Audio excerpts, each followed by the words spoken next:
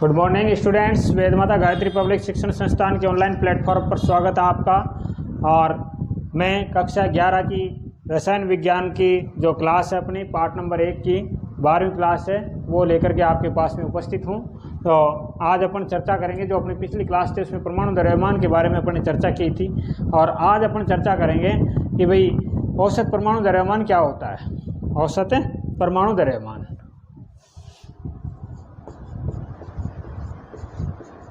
औसत परमाणु द्रव्यमान, औसत परमाणु द्रव्यमान के बारे में अपन चर्चा करेंगे। Average atomic mass, average atomic mass, इसके बारे में भी अपन चर्चा करेंगे आज। तो देखो, औसत परमाणु द्रव्यमान क्या होता है कि भाई कोई तत्व होता है, यदि उसके एक से अधिक समस्थानिक हैं, तत्व अकेला है उसका तो औसत क्या निकलेगा, वो निकलेगा वही है जो उसका परमाणु भार होगा वही। यदि कोई तत्व है वो एक से अधिक समस्थानिकों के रूप में पाया जाता है, तो उन समस्थानिकों के रूप में तो उस परमाणु, उन सभी समस्थानिकों की प्रतिशत उपलब्धता के आधार पर ये अपन औसत परमाणु द्रव्यमान ज्ञात कर सकते हैं भाई। तो देखो, औसत परमाणु द्रव्यमान कैसे निकालेंगे अपन, तो लिखते हैं एक तत्व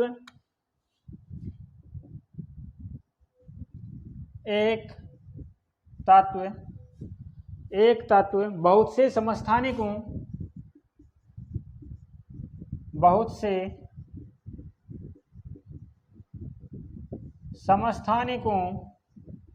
एक तत्व बहुत से समस्थानिकों के रूपों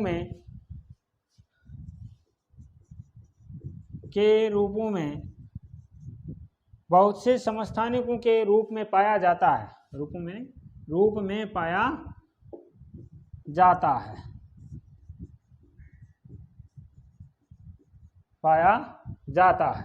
ठीक है भाई। इन समस्थानिकों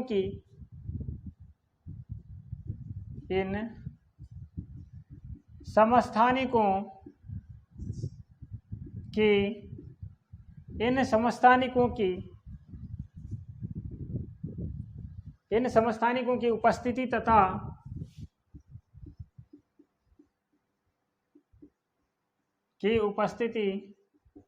तथा प्रतिशत उपलब्धता तथा उनकी प्रतिशत उपलब्धता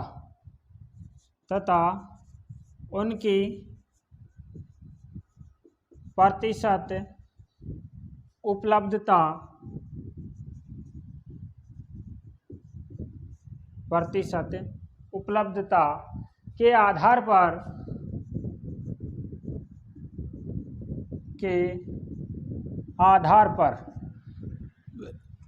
प्रतिशत उपलब्धता के आधार पर किसी परमाणु का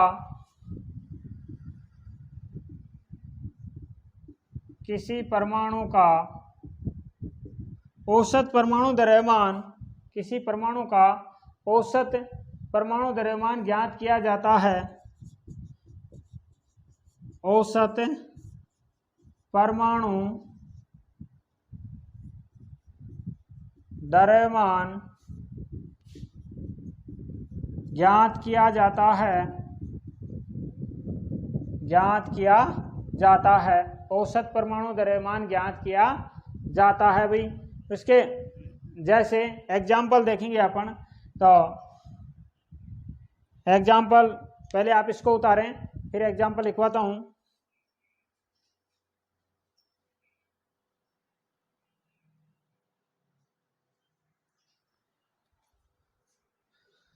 एग्जाम्पल लिखेंगे, अब देखो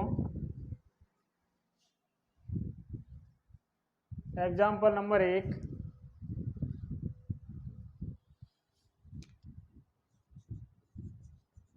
जैसे क्लोरीन के दो समस्थानिक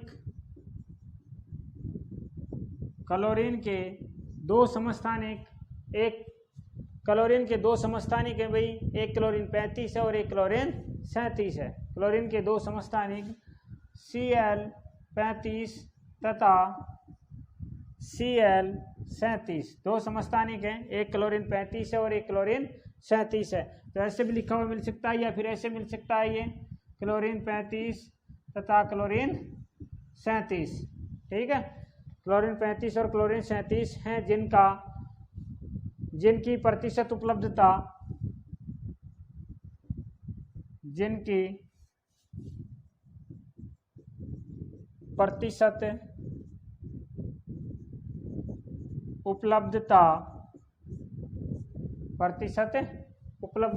क्रमशः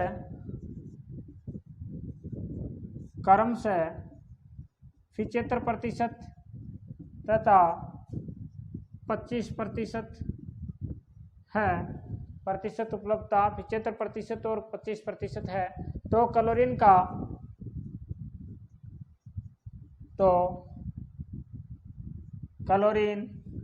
का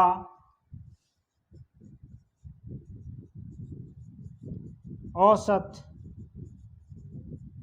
परमाणु द्रव्यमान ज्ञात कीजिए। औसत परमाणु द्रव्यमान ज्ञात कीजिए भाई, तो ज्ञात कर सकते हैं इससे, ठीक है ना। औसत परमाणु द्रव्यमान ज्ञात करेंगे तो देखो क्लोरीन 35 कितनी प्रतिशत उपलब्धता उसकी 75%, और क्लोरीन 37 इसकी कितनी प्रतिशत उपलब्धता है भाई 25%। तो इसको हल करेंगे अपन, ठीक है ना। इधर करता हूँ मैं, तो देखो क्लोरीन 35 और क्लोरीन 37 दोनों के बारे में, दोनों को साथ क्या करेंगे जोड़ेंगे, फिर इसमें इनके परमाणु की इनका वो भाग लगा देंगे। तो देखो 35 गुणा 75/100 प्लस 37 गुणा 25/100, वही इस प्रकार से ज्ञात करते हैं। 35 गुणा 75/100 प्लस 37 गुणा 25/100, तो इसमें से निकाल लेंगे अपन। देखो 25 तिफी 74 और 25 चौक 100, और ये आ जाएगा इस प्रकार, ठीक है ना। 25 चौक 100, नीचे कितना आ गया भाई 4। तो अब देखो इससे गुणा कर देंगे, देखो इसको 35 से गुणा करके लिखेंगे, ठीक है ना। 35 से गुणा करके, तो देखो 35 को 4 पर गुणा करेंगे तो 5 चौक 20 और 4 × 12, 120, 4 × 12 और 1 12 और 2 14, 4 × 5 20, 20 का 0 और 4 × 12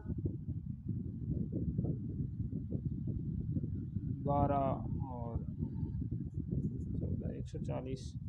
तो इसका जो आएगा वो होगा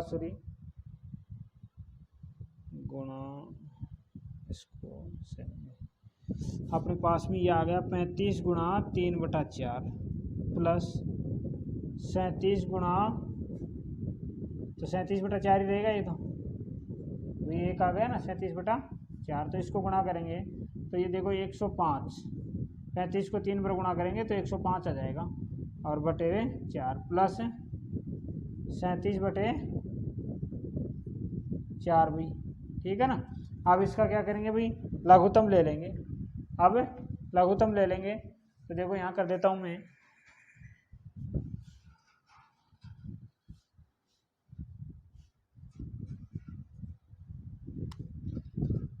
लघुत्तम 4 ले लिया अपन ने, तो 105 प्लस 37, और कितना है भाई 105 और 37 को जोड़ा तो 7 और 5 12, ठीक है। 3 और 0 1 और 1 4, इस प्रकार यह आ जाएगा 142/4। तो 142 में इसमें भाग लगाएंगे तो 4 × 12, फिर 2 बच गए, 4 × 5 20, फिर 2 बच गए। यह आएगा क्लोरीन का औसत परमाणु द्रव्यमान भाई, यह आ जाएगा आंसर। क्लोरीन का औसत परमाणु द्रव्यमान 35.5 होता है। तो वह कैसे होता है, देखो ये रहा, इस प्रकार से ज्ञात करते हैं। यदि या प्रतिशत निर्देर अनुपात दे दें तो भी बात एक ही है। प्रतिशत निर्देर अनुपात दे दे तो अनुपात को गुणा कर दो भाई। यहाँ 3:1 दे दे, 3:1 दे दी तो हमें 100 लिखने की जरूरत ही नहीं है, ठीक है ना। 35 × 3 प्लस 37 × 1/1 + 3, इस प्रकार से कर देंगे इसे। तो अगर अनुपात दे दे तो भी यहाँ कर सकते हैं, तो आप उतार लें इसे।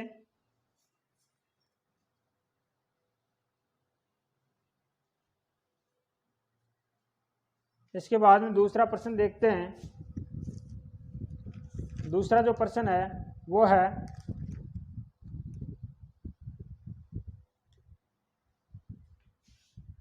या दूसरा एग्जाम्पल मान लो।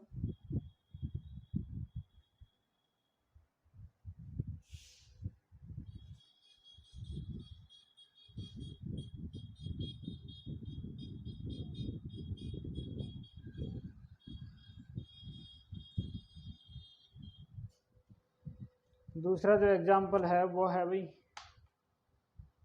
ब्रोमीन के 2 समस्थानिक। एग्जाम्पल नंबर 2, ब्रोमीन के 2 समस्थानिक, ब्रोमीन के 2 समस्थानिक Br79 और Br81, Br79 35 नंबर पर आता है, तथा Br81। ये 2 समस्थानिक है भाई। 2 समस्थानिक होते हैं जिनकी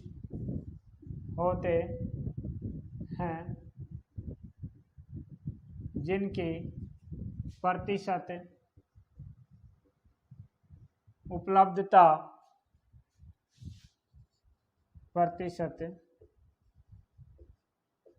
उपलब्धता जिनकी प्रतिशत उपलब्धता क्रमशः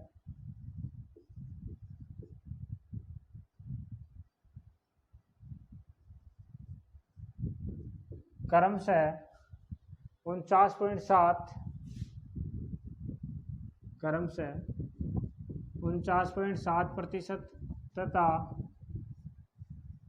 50.3% है। 49.7% तथा 25.3% है, तो ब्रोमीन का औसत परमाणु द्रव्यमान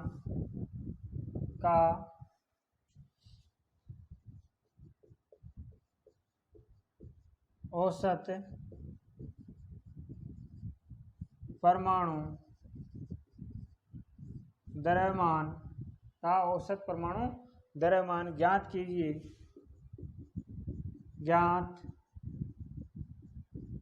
भाई। यह है प्रश्न। तो अब इसको हल करेंगे भाई सेम उसी तरह से जिस तरह से अपन ने पिछला प्रश्न हल किया था, ठीक है ना। ये इसको हल करेंगे भाई। देखो दिया गया क्या क्या है अपने पास में। ब्रोमीन 35, 79 और इसकी प्रतिशत मात्रा दी गई है अपने पास में 49.7%। और ब्रोमीन 81, इसकी प्रतिशत मात्रा अपने पास में दी गई है 50.3%। ये अपने को क्या किया गया है भाई, दिया गया है, ठीक है ना। इसके बाद में अपन सेम वही तरीका अपनाएंगे। देखो 79 गुणा 49.7/100 प्लस 81 गुणा 50.3/100। प्रतिशत का चिन्ह हटा देंगे, ये 100 का लगा देंगे। तो इस प्रकार इस प्रश्न को हल करेंगे अपन। और हल करेंगे तो देखो भाई इसका ये 0 पॉइंट हटाएंगे तो यहाँ 0 एक और लगा देंगे, ठीक है ना। इसका ये पॉइंट हटाएंगे यहाँ से तो ये 0 लगा दिया, और इसका ये पॉइंट हटाया तो ये 0 लगा दिया। इसके बाद में गुणा करते हैं तो इसका जो गुणा करने पर जो मान प्राप्त होगा वो होगा 39। गुणा करने पर जो मान प्राप्त होगा वो होगा 39,263। आप गुणा करके देख लेना, ये मेरा गुणा किया हुआ है। तो इसको 79 को गुणा करेंगे 497 से, तो ये मान प्राप्त होगा और ये आ जाएगा 1000, ठीक है ना। इसके बाद में इसे गुणा करेंगे तो इसका जो मान प्राप्त होगा वो होगा 40,743, 40,743 और नीचे 1000। दोनों को जोड़ देंगे भाई, दोनों को जोड़ देंगे। तो देखो इनको जोड़ेंगे तो इनको जोड़ करके इधर देख लेते हैं। 39 2 6 3 और इधर है 40 7 4 3। तो 3 और 3 6, 6 और 4 10, 7 और 2 9 और 1 11, 7 और 2 9 और 1 10, सॉरी 9 और 1 10, 9 और 1 10 और 4 7 7 और 1 8, ये आएगा भाई। तो देखो ये आ गया अपने पास में बराबर 80 अपॉन 1000, क्योंकि 1000 तो आएगा दोनों के नीचे। तो देखो अब क्या आएगा भाई, ये ऐसे आ जाएगा भाई, 2 1 2 3 अक्षर छोड़ के दशमलव लगा देंगे तो इसका परमाणु द्रव्यमान यह आ गया भाई, परमाणु द्रव्यमान अपने पास में यह आ गया, ठीक है ना। तो ऐसे रख सकते हैं अपन, ठीक है ना। तो आप इसे गुणा करके देख लेना, चाहे इसे यही मान आएंगे, इसे गुणा करके देखेंगे तो यही आएगा, है ना। तो इस प्रकार अपन कर सकते हैं यहाँ, ठीक है। तो देखो ब्रोमीन के 2 समस्थानिक हैं, ब्रोमीन 79 है, ब्रोमीन 81 है, इसके 2 समस्थानिक हैं। एक का परमाणु द्रव्यमान 79 है, एक का परमाणु द्रव्यमान 81 है, जिनकी प्रतिशत उपलब्धता 49.7% इसकी है, क्रम से दे रखा है ना, और इसकी 81 की है 50.3%। तो इसका औसत परमाणु द्रव्यमान तो ये अपने पास में दिया गया है, इसमें अपने मान रखना है, बस इस प्रतिशत दोनों की प्रतिशत को आपस में गुणा करना है, प्रतिशत का चिन्ह के नीचे हटा करके 100 लगाने हैं। तो इस प्रकार अपन ये हल कर लिया है। तो ब्रोमीन का औसत परमाणु द्रव्यमान अपने पास में 80.006 प्राप्त होता है। तो आप उतारें इसे।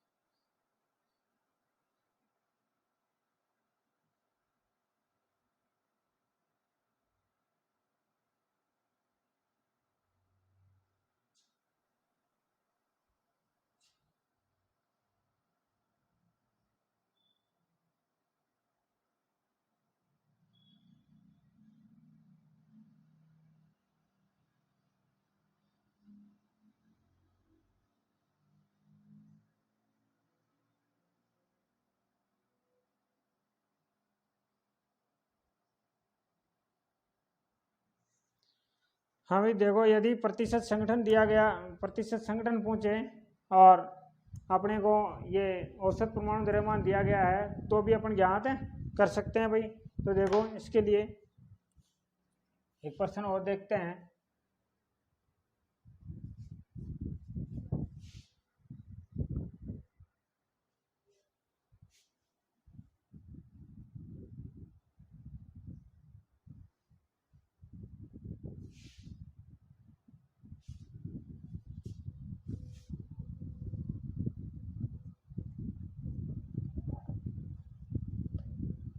कॉपर का तीसरा प्रश्न है,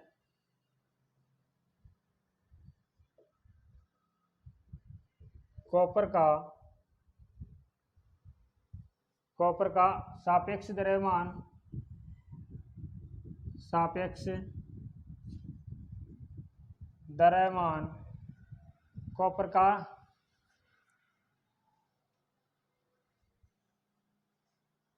कॉपर का सापेक्ष द्रव्यमान 63.5 है तथा इसके 2 समस्थानिक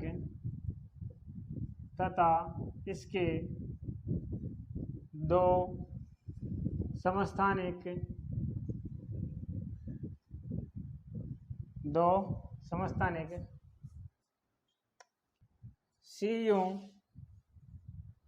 63 तथा Cu 65 CU 63 तथा CU 65 हैं। इनकी प्रतिशत उपलब्धता ज्ञात कीजिए। इनकी प्रतिशत उपलब्धता ज्ञात कीजिए।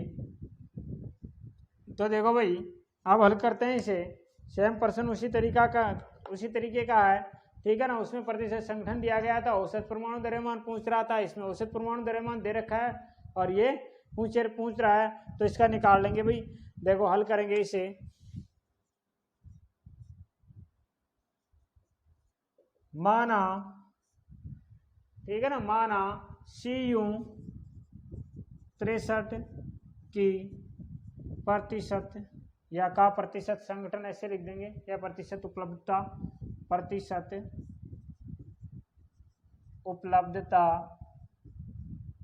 ठीक है ना। माना CU 63 की प्रतिशत उपलब्धता, क्या मानेंगे भाई, कुछ भी मान सकते हैं। तो जैसे मैंने X% मान लिया है, ठीक है। अतः CU 65 की प्रतिशत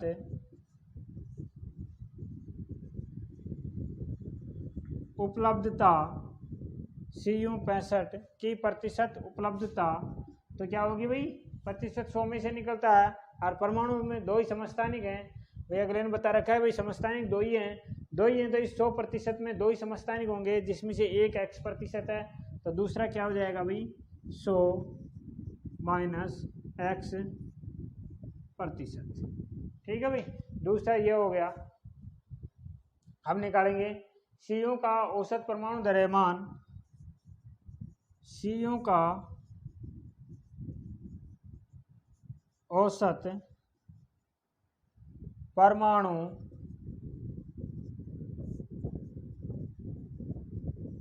द्रव्यमान, CU का औसत परमाणु द्रव्यमान बराबर X गुणा, या कितना है भैया 63 गुणा X/100 प्लस 65 गुणा 100 माइनस X अपॉन 100, ये होगा। तो देखो औसत परमाणु द्रव्यमान दिया गया है, तो यहाँ रख सकते हैं अपन 63.5 गुणा, अब कर देंगे इसको हल, ठीक है ना। यहाँ रख देंगे 63.5 बराबर, ये तो हो गया 63X अपॉन 100 प्लस, इसको इससे गुणा करेंगे भाई, तो 65 को 100 से गुणा किया तो क्या हुआ भाई, 65 को 100 से गुणा करेंगे तो 6500 आ गया, माइनस का चिन्ह है, और फिर 65 को X से गुणा करेंगे तो ये आ गया 65X अपॉन, नीचे 100 हैं, 100 लगा देंगे, ठीक है। अब इसका लघुत्तम ले लेते हैं भाई, ये आ जाएगा 63.5 बराबर, ये इसका लघुत्तम ले लेंगे, ये आ गया 100, तो 100 से 100 कैंसिल, इतना का इतना ही रहेगा 63X प्लस 6500, ये भी 100 से 100 कैंसिल हो जाएगा भाई, और ये 6500 माइनस 65X, ठीक है, ये आ गया भाई। इसके बाद में अब देखते हैं, देखो अब इसका वजन गुणन कर देते हैं, तो इसका वजन गुणन करेंगे, तो यहाँ तक तो आप उतारें, पहले इसको यहाँ तक उतारेंगे, इसके बाद में इसका वजन गुणन करते हैं।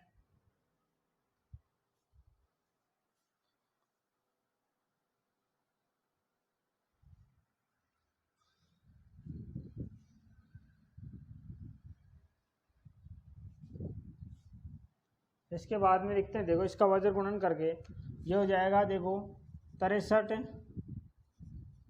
पॉइंट हट जाएगा इसका, ठीक है ना, 63, और इसके बाद में आ जाएगा अपने पास में 63X प्लस 6500 माइनस 65X, ठीक है भाई। अब देखो 63 के x प्लस के हैं, 65 के x माइनस के हैं, दोनों में से घटाएंगे तो इसको तो इधर ले लेंगे। देखो 6300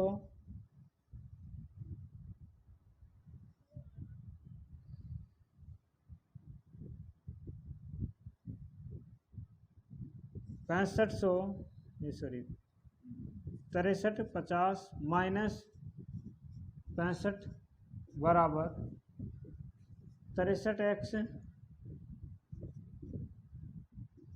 माइनस 65x। ठीक है, इस संख्या को इधर लिया, माइनस की हो गई है। तो यहाँ देखो इतना, इसमें कितना बचा भाई अपने पास में 2x, और 6500 में से 6300 गए तो भाई 0 का 0 बच गया। ठीक है, और इसमें 5 और 150 बच गया भाई। ठीक है ना, और माइनस के हैं, ये भी माइनस के हैं भाई, तो माइनस से माइनस क्या हो जाएगा भाई, कैंसिल हो जाएगा।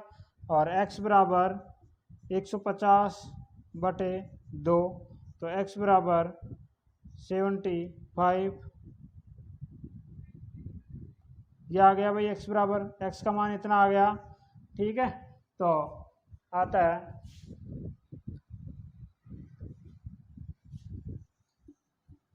है CU 63 की प्रतिशत उपलब्धता बराबर 75%। इसकी उपलब्धता कितनी आई भाई, 75%। इसके बाद में CU 65 की प्रतिशत उपलब्धता 100 माइनस 75, 100 माइनस एक्स ही तो था, 100 माइनस एक्स था तो 100 माइनस 75 हो गया भाई। तो इसकी आ गई 25%। ये दोनों आंसर आ गए अपने पास में, ये भी और ये भी, ये हैं। तो इस प्रकार से अपन दोनों में से कोई सा भी, या तो प्रतिशत संगठन दिया गया हो तो औसत परमाणु द्रव्यमान ज्ञात कर सकते हैं, या औसत परमाणु द्रव्यमान दिया गया हो तो प्रतिशत संगठन ज्ञात कर सकते हैं। इस प्रकार ज्ञात करते हैं भाई। ये था, आप उतारें इसे।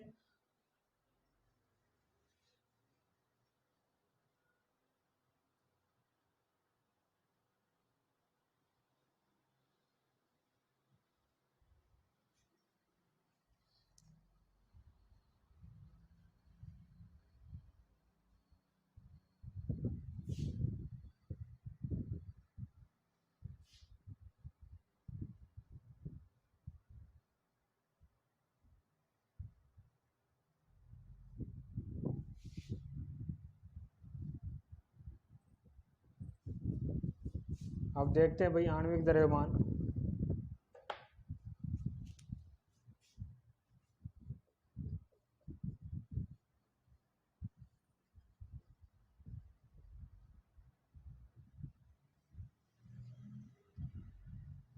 आणविक द्रव्यमान, और आणविक द्रव्यमान में देखेंगे आणविक द्रव्यमान क्या होता है, किसी अणु में उपस्थित या किसी यौगिक में उपस्थित कोई भी अणु है उसमें उपस्थित सभी परमाणुओं का जो द्रव्यमान होगा उसका योग आणविक द्रव्यमान कहलाता है। ठीक है ना, तो किसी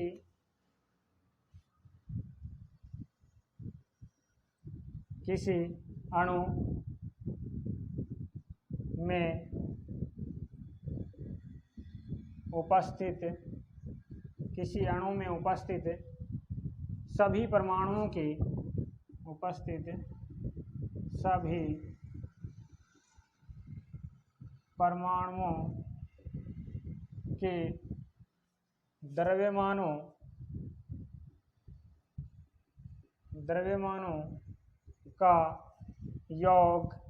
द्रव्यमानों का योग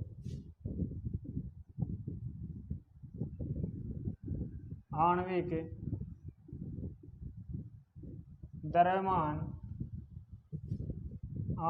द्रव्यमान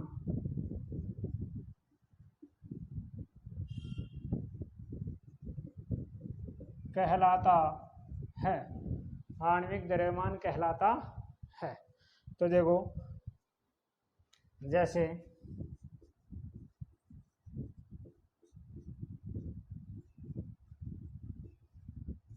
एथेन, तो एथेन का सूत्र है भाई C2H6। एथेन का सूत्र क्या है भाई C2H6। तो कार्बन के एक परमाणु का द्रव्यमान बराबर 12। ठीक है ना। अपनी एक बात करते हैं ग्राम में, तो ग्राम लगा देंगे। ठीक है ना। ग्राम में बात करते हैं तो ग्राम लगा देंगे GM। ठीक है। हाइड्रोजन के एक परमाणु का द्रव्यमान 1 ग्राम। हाइड्रोजन के एक परमाणु का द्रव्यमान 1 ग्राम। ठीक है भाई। अतः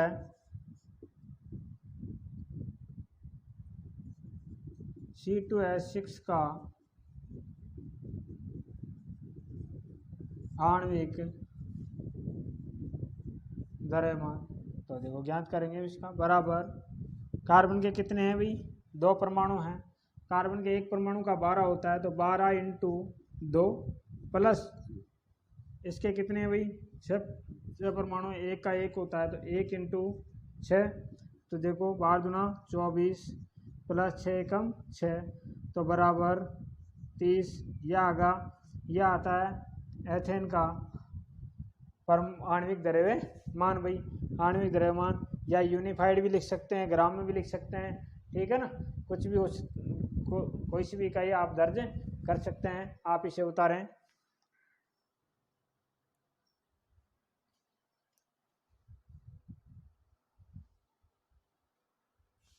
इसी प्रकार और एग्जाम्पल देखते हैं। किसी अणु में उपस्थित सारे परमाणुओं का, जिस प्रकार से अपन ने किया है ना इसका, ठीक इसी प्रकार से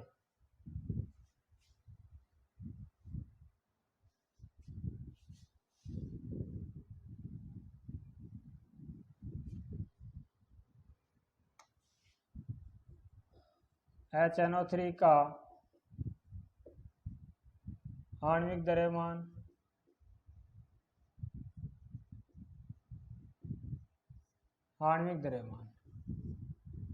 ठीक है ना। तो देखो हाइड्रोजन के पहले आप ये लिखेंगे एक परमाणु का, हाइड्रोजन के एक परमाणु का द्रव्यमान बराबर 1, नाइट्रोजन के एक परमाणु का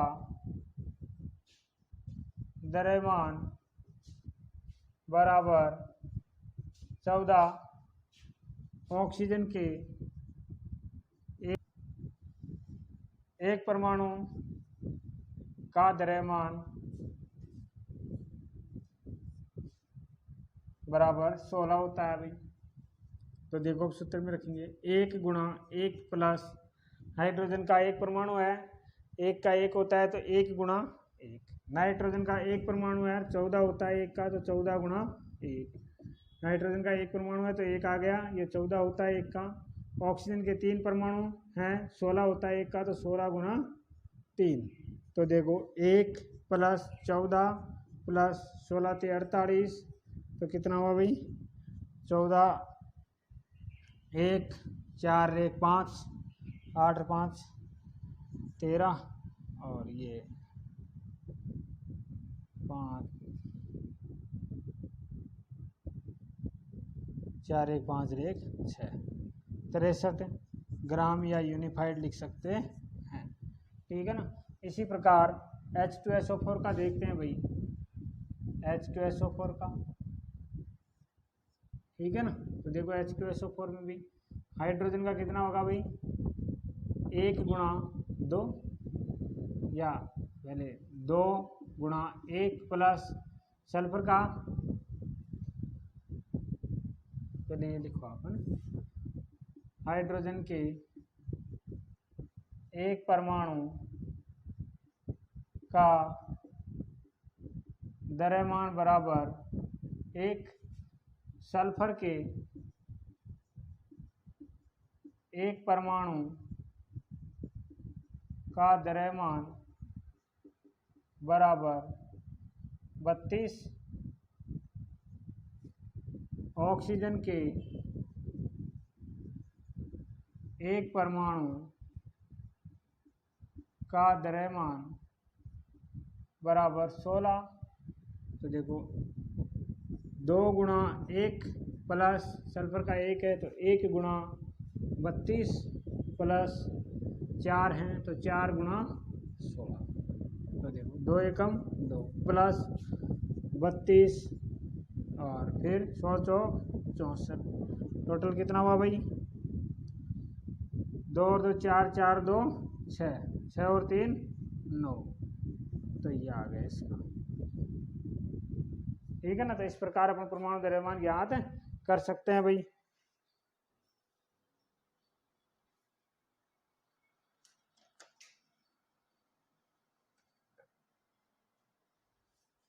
उतारें आप इसे।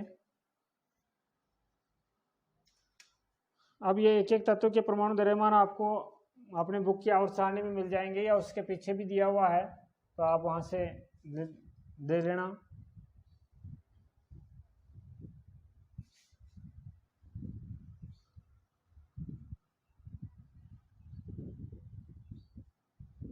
अब देखो ग्लूकोज C6H12O6 का आणविक द्रव्यमान, ठीक है भाई। तो कार्बन के एक परमाणु का द्रव्यमान, कार्बन के एक परमाणु का द्रव्यमान बराबर 12 ग्राम। हाइड्रोजन के एक परमाणु का द्रव्यमान बराबर 1 ग्राम, ठीक है। और ऑक्सीजन के एक परमाणु का द्रव्यमान 16 ग्राम, ठीक है। तो अब रख देंगे इसमें। कार्बन के 6 परमाणु हैं और 6 × 12 और 12 परमाणु हैं × 1 प्लस ऑक्सीजन के 6 हैं × 16। तो देखो अब वार्षिकाणी 72 प्लस 12 एकम 12 प्लस 16 छिकाणी 96। अब देखो 2 और 2 4 और 6 4 10, 7 और 1 8, 9 और 8 17 और 1 18। ये आ गया। ग्लूकोज का परमाणु द्रव्यमान होता है 180 ग्राम। तो इस प्रकार अपन निकाल सकते हैं, ठीक है ना। किसी भी यौगिक का परमाणु द्रव्यमान आणविक द्रव्यमान ज्ञात कर सकते हैं भाई। जैसे H2O का निकालें अपन, H2O का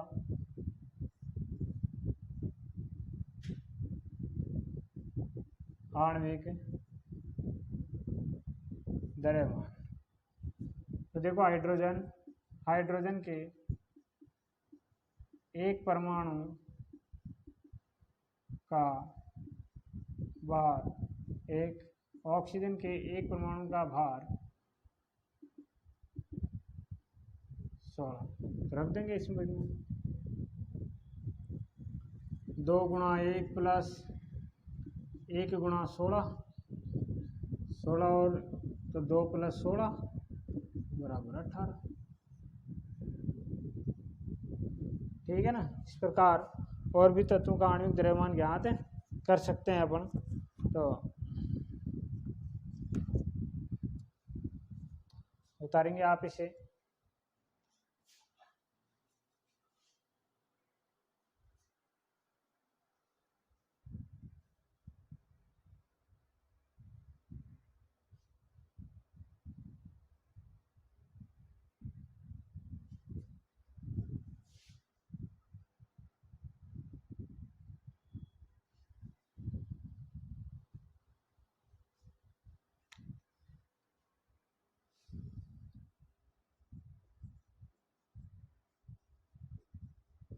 सूत्र द्रव्यमान, सूत्र द्रव्यमान में देखो सूत्र द्रव्यमान की परिभाषा भी वही होगी, किसी सूत्र में उपस्थित,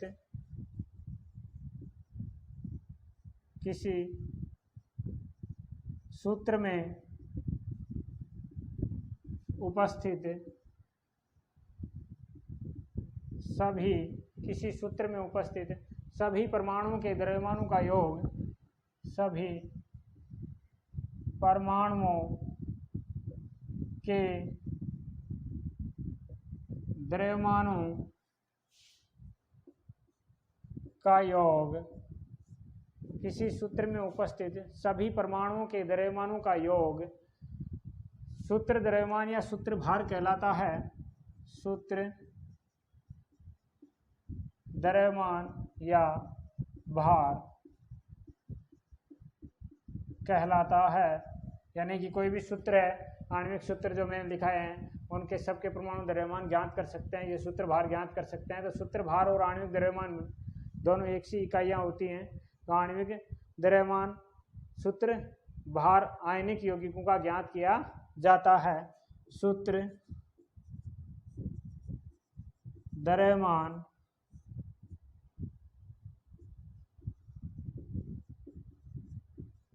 आयनिक यौगिकों का ज्ञात किया जाता है।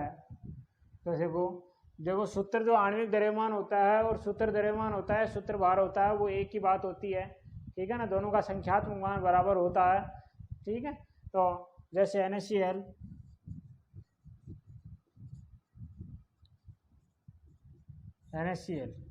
तो देखो सोडियम के एक परमाणु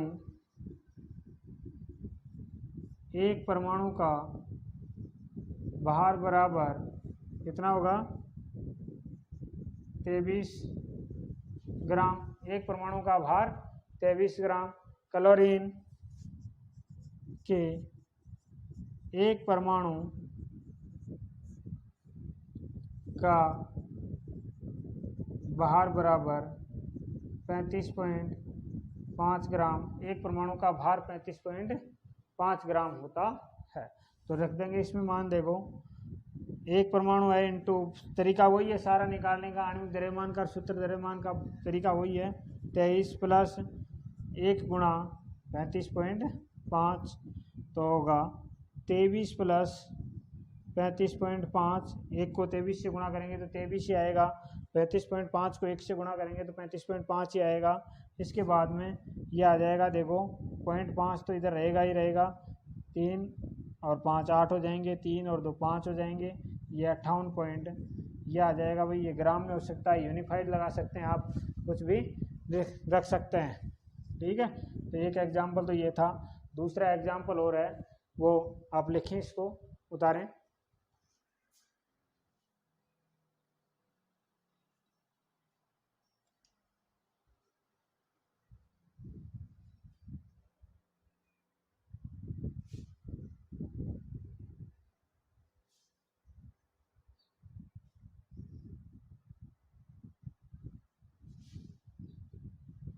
इसके बाद में देखो Al2SO4 इसका निकालेंगे, देखो का सूत्र भार। तो देखो Al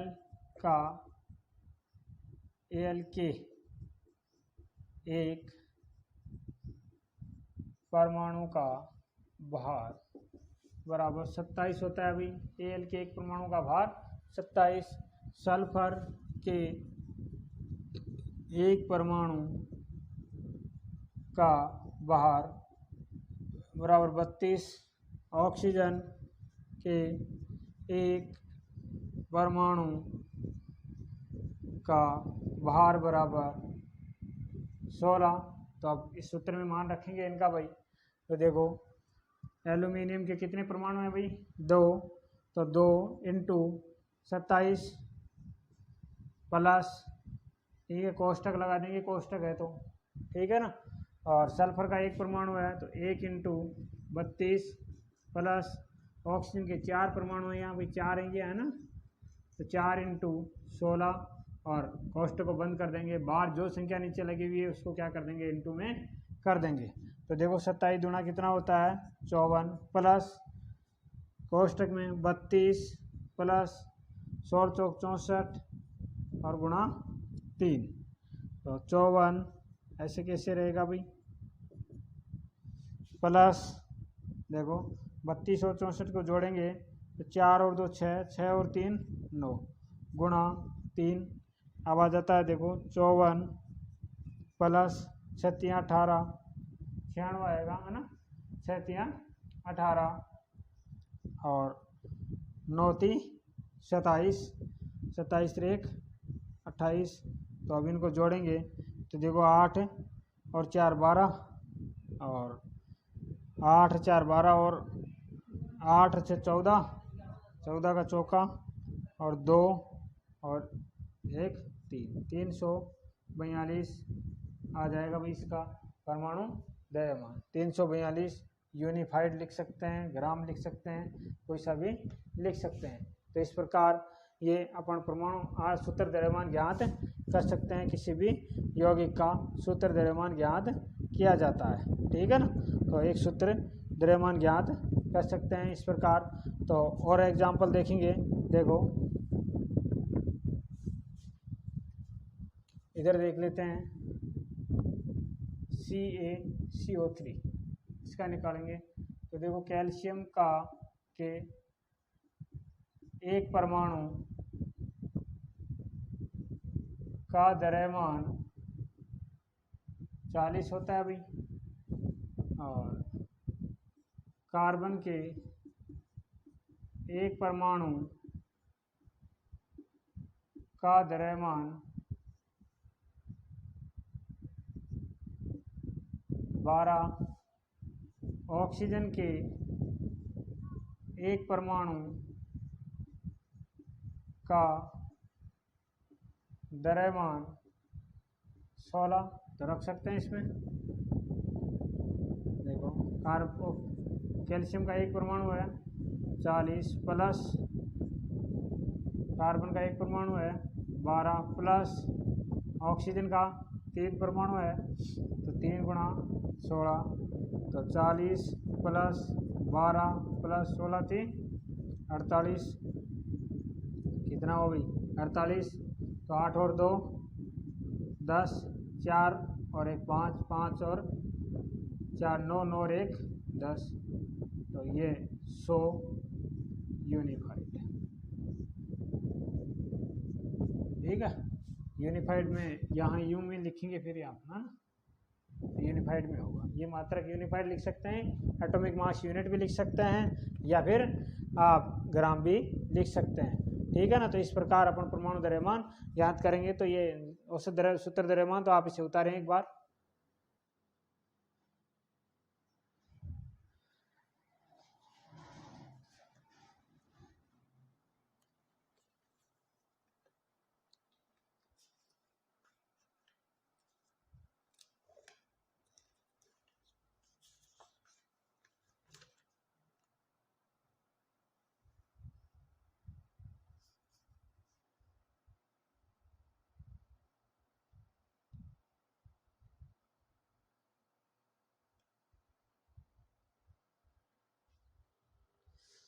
और देखते हैं, देखो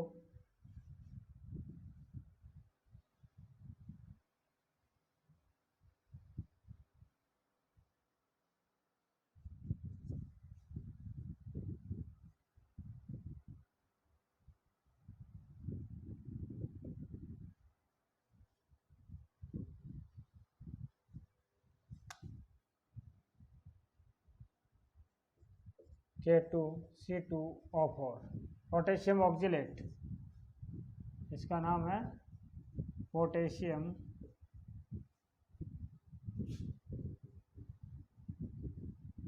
ऑक्जिलेट, ठीक है भाई, लिखा हुआ है उससे मेरा इस सूत्र।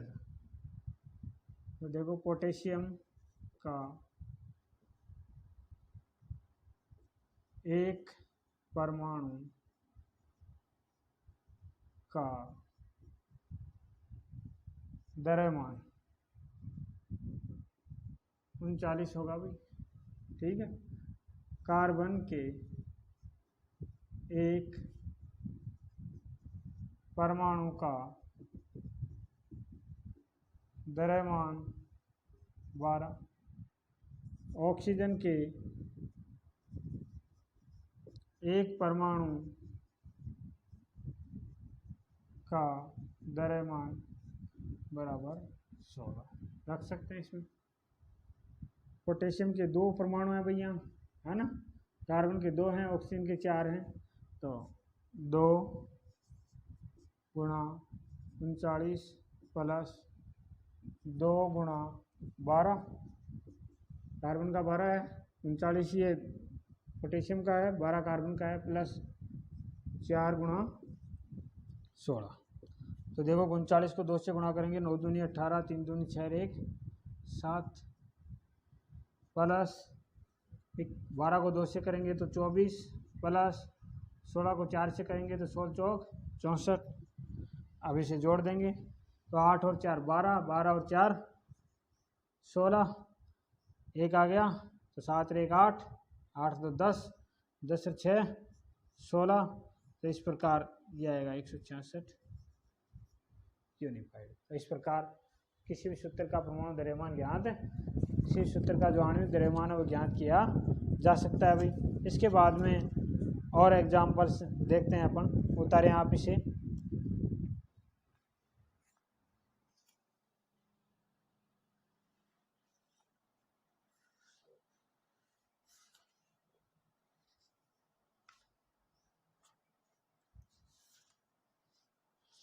ठीक है ना,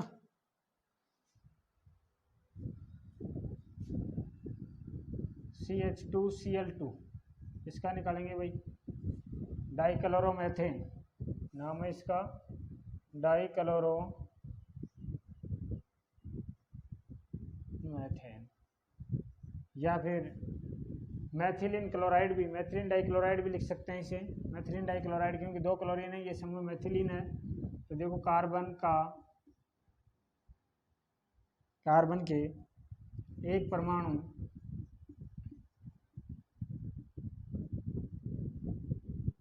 का द्रव्यमान 12, हाइड्रोजन के एक परमाणु का द्रव्यमान 1, क्लोरीन है तो क्लोरीन के एक परमाणु का द्रव्यमान 35.5 रख सकते हैं इसमें। कार्बन का एक परमाणु है तो देखो 1 गुणा 12 प्लस हाइड्रोजन के 2 परमाणु हैं तो 2 गुणा 1 प्लस क्लोरीन के 2 परमाणु हैं तो 2 गुणा 35.5। तो देखो 12 प्लस 2 प्लस 35.5 को गुणा करेंगे 2 से तो 0 पॉइंट आ जाएगा 35, 35 गुना 70 और 1 71 होता है। तो देखो 1 4 4 1 5 7 1 8, ये होगा इसका यूनिफाइड। तो उतारें आप इसे, ये है सूत्र द्रव्यमान। तो आणविक द्रव्यमान और सूत्र द्रव्यमान ज्ञात कर सकते हैं अपन किसी भी यौगिक का। इसके बाद में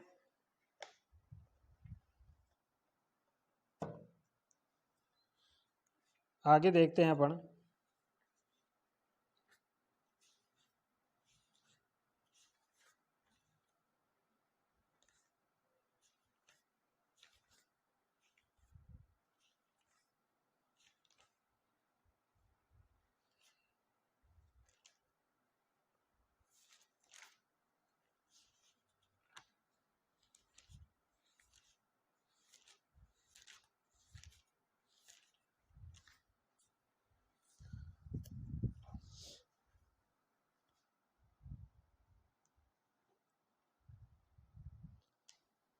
उसके बाद में और देखते हैं। देखो एग्जाम्पल,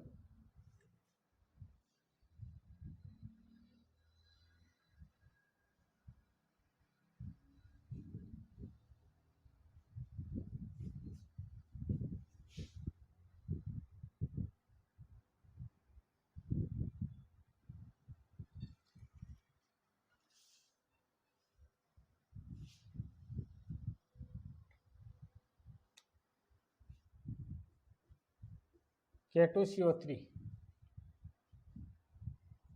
पोटेशियम के एक परमाणु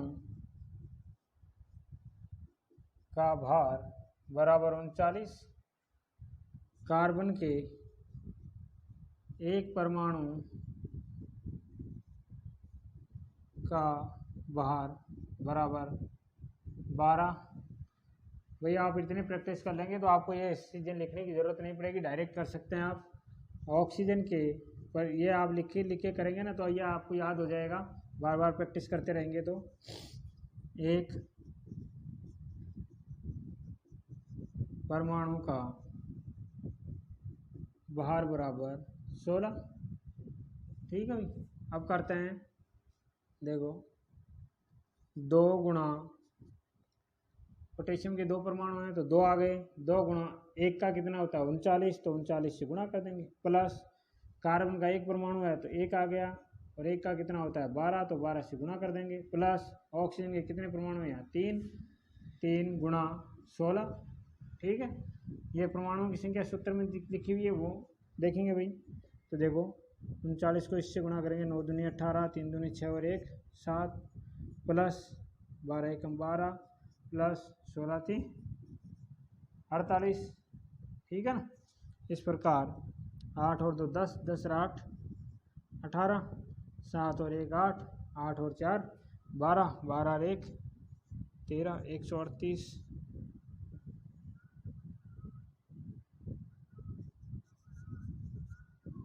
ये होगा भाई परमाणु। तो आप उतारेंगे इसे, इसके बाद में